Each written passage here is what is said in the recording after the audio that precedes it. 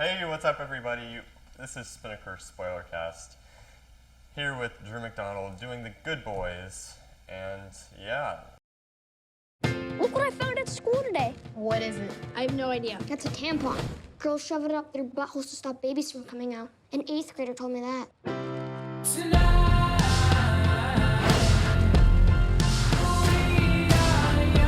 I'm having a party tomorrow. You in? Yeah. Can Thor and Lucas come? They're so random. They're my best friends. We do everything together. There's gonna be girls at the party. You know what that means? Drama. No, kissing. You do not want to go to Soren's party not knowing how to kiss. We could spy on my neighbor. She's a total nymphomaniac. She starts fires? No, she's a nymphomaniac. Someone who has sex on land and sea. This is what happens when you don't respect women. I respect women. My mom's my best friend. What about me? My dad's gonna kill me. Chill. This is how we get the drone back. Picture this, You took my bag. Don't get any closer. Oh my God, there's Molly in there. Okay, who's Molly? Because she's not with us. Sweet Jesus. Just give us our Molly. nobody speak, nobody get choked. We're not crossing a highway. Are we 5th graders or are we 6th graders? I am crack, I ain't lying, kick a lion in his crack. Here's the plan. I'm gonna go to the party with a beer so everyone knows that I'm cool. What do you have in your pants? It's been like this ever since I was a baby. It's kind of embarrassing. I'm guessing you're not the popular kids in school. Hmm? Nobody speak, nobody get choked. Nobody speak. Nobody speak. You're not getting me. I'm fine. Oh, hell no. If we don't get to that party, I'll die. Party? You guys are like 7. Stop treating us like kids. We're tweens. Ooh, gummy vitamins. We know how things work. What the f is Jumping Nobody speak, nobody get choked. I found this in the back of my parents' closet. An indoor swing? What are you doing? That swing is for sexing. People do sex on it.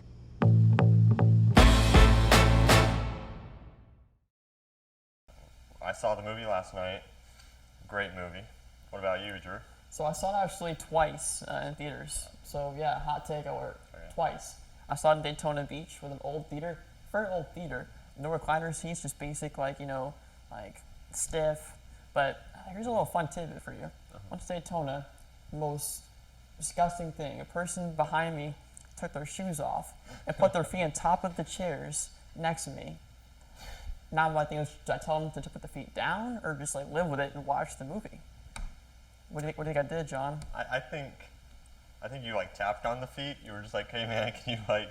So, I positioned myself to the left so I can smell their rancid feet. Okay. And then I watched the movie. But besides that, that terrible memory, I enjoyed the film for the first time and really it's funny how these kids are so young. Yeah. They act like, how we talk sometimes in college. Yeah. Having a party tomorrow. You in? I think that just having Seth Rogen as the main, I want to say, did the director produce it? Both, I believe. Exactly. No, good job by Seth Rogen. Yeah. And I guess my question to you, John, is which character stood out to you most? Before we get into that, we're gonna do a little bit of backstory on the movie. Do it. It's three boys, Max, Lucas, and Thor. Yeah. They're all 6th graders, and it's basically they just started their 6th grade year, I believe, right? Yeah. And they're all just having the time of their lives. It's the whole movie shot in one day, not like one day on production, but like one day, in a timeline. And it's basically the journey of how they go from getting invited to a kissing party to losing a drone, and then going to the kissing party later in the day. But a lot of things happen in between, and it's very interesting. Possible narcotic selling. Possible narcotics. We'll discuss that later. Yeah. But what was your question again? So of all the characters that we had, we had Lucas, we had Max, we had Thor, all kind of different personalities. Okay. Which kind of stood out to you most? Ones that that guy can be a good actor in the future. I think I liked the singing capabilities of Thor. Yeah. You know, him being a good singer and kind of putting that on the back burner earlier in the movie, and later in the movie gets his talents, whatever you call it, discovered. His one shining moment. One shining moment, and I liked his personality with how he acted in later parts of the movie, and even in the beginning, they were just good friends in the beginning. The Beanbag Boys. Yeah. I got you. And, yeah. What about you? Favorite character? So my favorite actor is Will Ferrell. Okay. His kind of way is kind of acting like very like I guess himself and dorky in a way. And I think I kind of liked Lucas the most. He kind of acts the same way, where he kind of acts like just funny, like as himself, and doesn't try too hard. And there's scenes where like it's kind of dark humor, but his parents are getting a divorce. Yeah. And so the next scene, they're singing "Walking on Sunshine," and this poor kid's like singing this song like crying, just trying to like muster all the energy, but just his mannerisms and the way he acted. I like the way that he acted in the movie. Makes sense. Yeah, I liked Lucas. I liked how the scab the bullying enforcement kids, they were really cool in the movie, and he joined them later in the movie. No spoilers, but yeah, it was cool. I liked him. Yeah, I think the scabs are really fun part of the movie. Yeah. Like basically in the PG sense, there's one scene where one of the kids gets bullied, and say hey so and so, I heard you got bullied. We're always here to take care of you. Yeah. It's like, listen, I'm not a kid. See this? This is a juice box. I am not a child.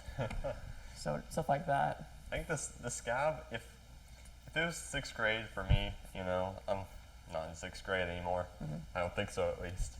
Mm-hmm. If it was 6th grade for me and I had like the scab, I think I would react the same way as some of the kids did, and didn't take them seriously, like Thor did in like the earlier parts of the movie. Yeah. But it was really interesting, having them in the movie, and how 6th grade is kind of different from when I was there a few years back. Let's kind of piggyback off that, John. What are some differences from the movie in 6th grade to you? Dang, 6th grade for me, it was a lot more being on the playground, and I don't think I was talking that maturely back in 6th grade about I have no idea. saying that many F-bombs and stuff like that. And I don't think I did that. I think I was a clean kid, but I don't know about you, Drew. Yeah. So I was kind of like clean kid John Watson. I was just living La Vida Loca, and we had no scabs. We had no like city patrol in 6th grade because you probably get made fun of your city patrol in 6th grade. But the biggest thing for me was just the lockers. Like I couldn't get a locker to open to save my life. I had to I try it once, twice, 10 times, but yeah, it seems like the kids had a very false impression of what 6th grade is going to be like. Yeah, I think one of my favorite parts of the movie was when they were trying.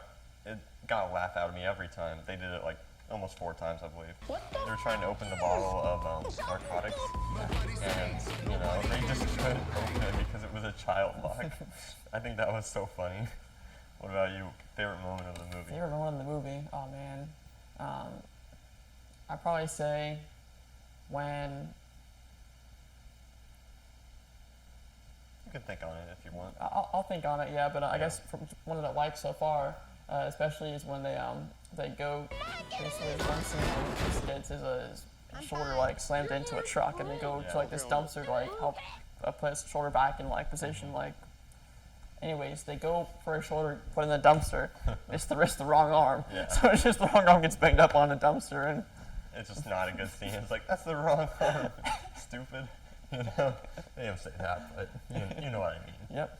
But yeah, it had a lot of great moments, but I think the muddiest thing about the whole thing, movie was the lack of plot. And even though there was a plot, from the beginning to the end, it didn't much whatever you call it.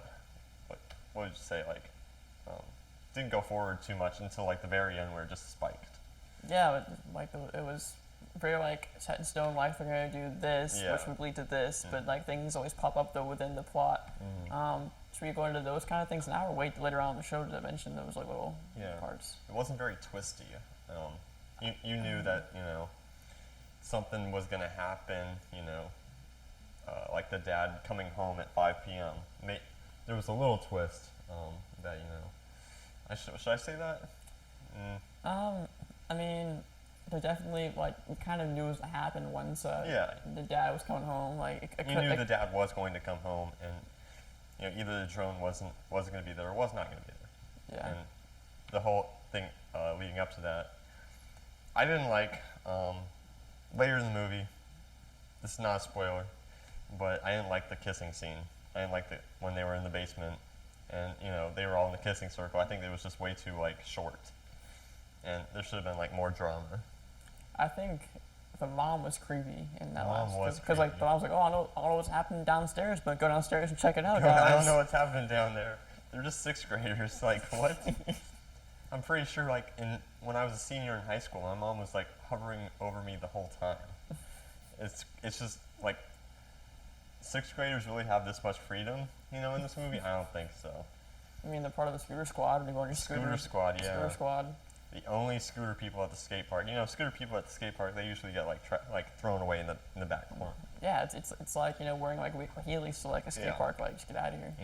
It's like wearing Heelys any day to school. You're just gonna be one of the kids who's oh, that kid's weird, But the scooter squad was kind of revered in this movie as an interesting one of the popular gangs, But yeah. Do you have anything to add to that? I think that regarding the Scooter Squad, Max had the best comebacks against the Scooter Squad because it was very I can't say that word. Specific for their parents. It's you don't listen to so and so's dad has 2 DUIs, or don't listen to so and so, or his mom stole a cookbook recipe off someone else. Yeah, plagiarized a cookbook. Don't listen to him, but he hasn't paid taxes in 2 years. It's stupid stuff like that. It's just hilarious because expect kids to know what their parents have done illegally, but these kids are pretty informed though, except for a few scenes where, can I say that? No, I don't think I can. No. But a few of the scenes, I liked how they were kind of innocent boys, and how some of the adult humor in the show or the movie was kind of they didn't understand it, but they were trying to understand it as the movie went on. Yeah. Because a lot of the parent stuff they're getting into, they don't realize what that stuff actually is for. They kind of think of it as a different function. So whether it's the weapons or whether it's for a mask, we'll say that. The weapons. One of my favorite scenes in the movie was when they went into the convenience store, and the cop in the convenience store just came off a triple homicide. He was just so out of it. And he's trying to put up with these kids. And it's just the funniest scene because, you relate to the cop. And, after a long day, you just want to go home and relax and, drink a Mountain Dew while watching, Rick and Morty or something. And, he has to put up with these kids and he's letting them slide for stuff. And it's just funny because it's just so relatable. Yeah, I guess context to that scene, there's one basically where Lucas is the one that's the good teacher's guide. It's best kid in the group just in terms of following the orders of his parents. And first of all, he tells the cop, hey, we skipped school. And he's like, all right, whatever, you told me you're honest, that's fine. And then he says, we also have drugs. So the cop is like, listen, leave me alone, just leave me alone. I want to go home, just. And then what's his face? What's the Thor. Thor's trying to sneak out with a beer in his pants. And he's like, come here, just put the beer back and we're all good. And then, he's on the phone with his mom and he's like, or not his mom, but his wife. And, behind him, you hear him say, kids were, honey, we're not having kids. I thought that was just so great. And then they leave the store and they lock him in with, just a crowbar or something like that. Baton, Yeah. He's even adding on to the past part. They're trying to act normal in front of the cop, and Lucas and Max are like, "Oh, it's about politics. Oh, politics. Oh, yeah, it's a big issue." They're trying to laugh it off and seem like they know what they're doing, and but it's just funny. It's relatable, honestly. I think the best way to compare it is it's Superbad meets South Park. I think. Yeah. think Superbad had a good plot. South Park had the slapstick humor, and those two really compare. But one thing I didn't like about the movie was just how over the top they were trying to be at some points. With the humor and stuff. Some of the humor was just pointless, and I think you understand a bit of that. Yeah, I mean, there are certain scenes where it's kind of like it's just one-liners after one-liners, and yeah, like there's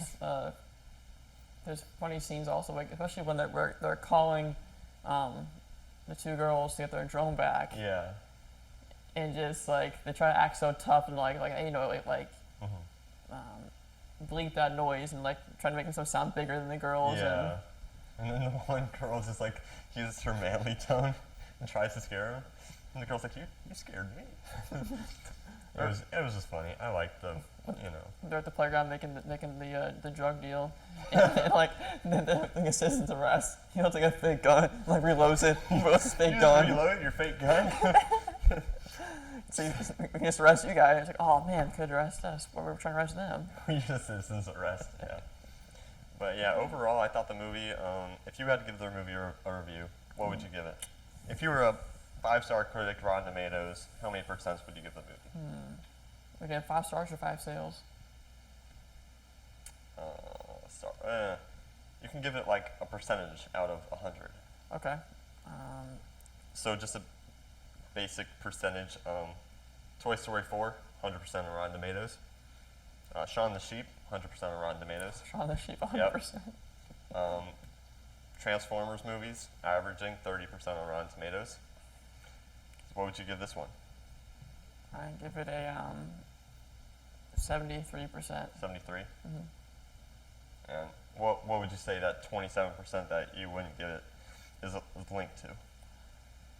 It seems like they asked a lot of those kids to be these like funny guys, and in Superbad we had guys who are actually already doing this stuff. Like Jonah Hill was like making these incredible like one-liners, and we could believe it because he's like his age. Yeah. So these kids having to like probably say at least like 30 F-bombs each in that movie. It kind of deterred me away. Like it's fine for the commercials, but just don't like make it like every single scene in the dialogue. Yeah, I'm gonna go with 65%. And on Drew's knowledge, they said a lot of F-bombs, and a lot of them were unnecessary. And the humor was there at some points, but other points I was just like, this is too much.